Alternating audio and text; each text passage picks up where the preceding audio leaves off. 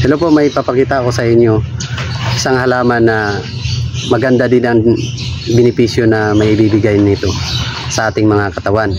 Ito po siya, oh. Yan.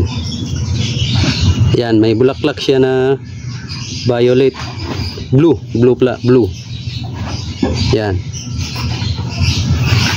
Yan yung mga bulaklak niya.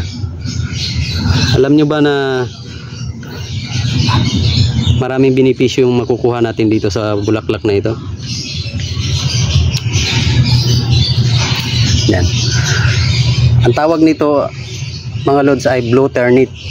Siguro yung pangalang blue ternate o ternate ay hango sa bulaklak na blue ternate.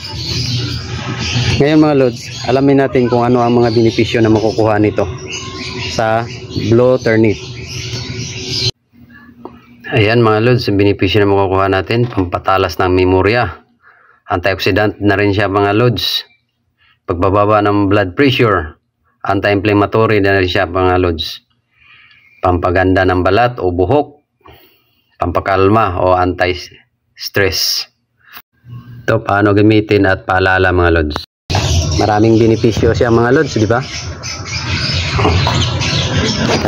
Kung meron kayo dyan mga punong ganito o magtanim kayo ng blue ternate, maganda ito sa ating mga katawan. Meron pa siyang pampatalino. Okay, hindi ko kalimutan i-follow. Romel Abunilio. Salamat.